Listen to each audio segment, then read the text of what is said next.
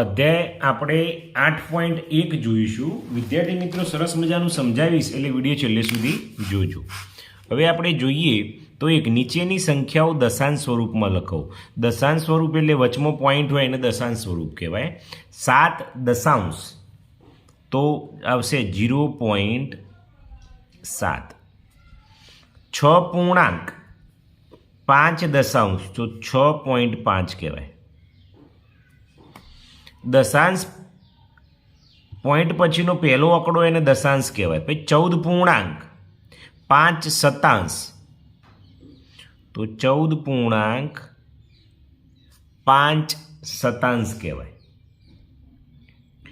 પછી 4 સતાંશ, હવે એકલા 4 કીધેલા છે તમે જુઓ તો 0.04.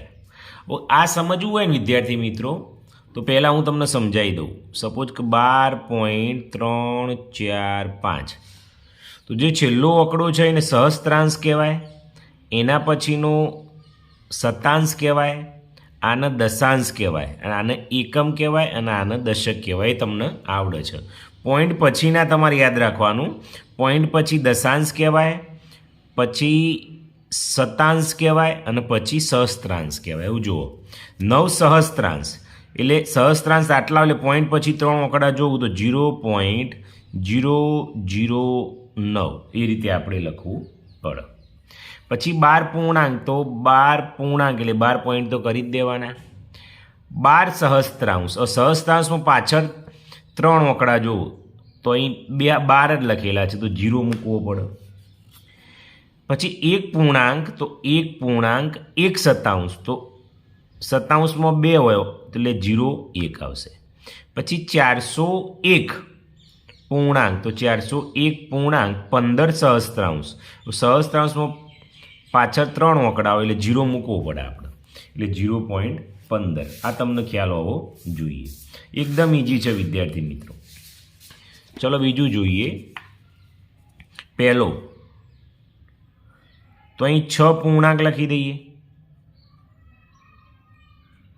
પછી આખી સંખ્યા 4 છે અને પોઈન્ટ પછી 2 આંકડા આવે એટલે શતાંશ કહેવાય.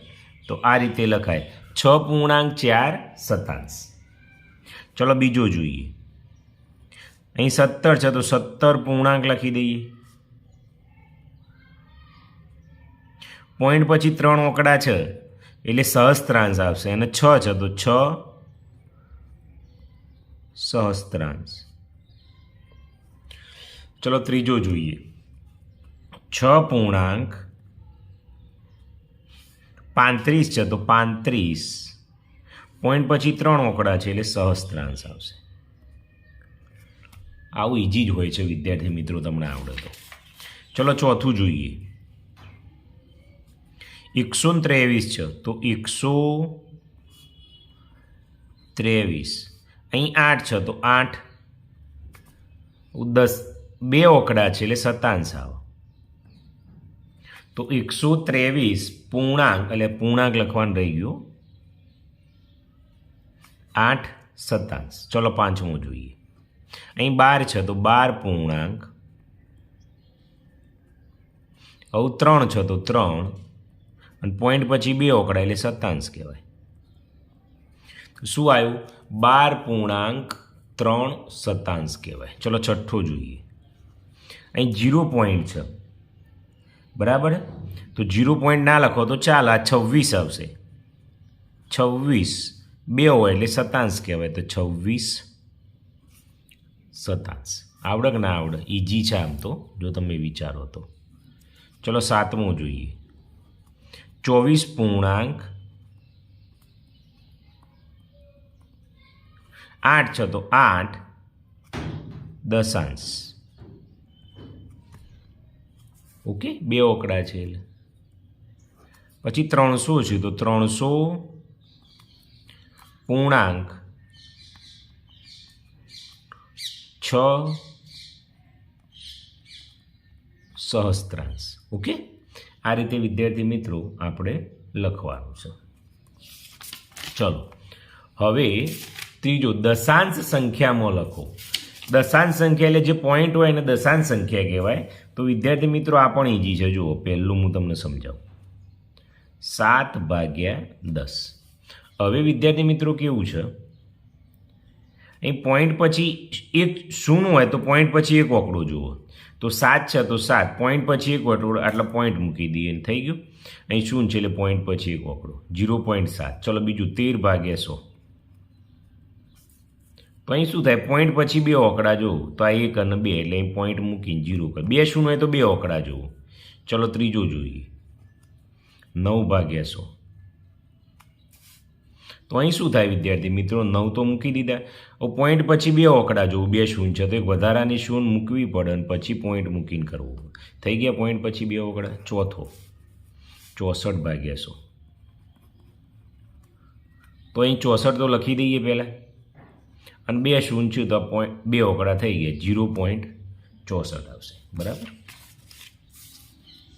ચલો પાંચમો લઈએ, 2/1000.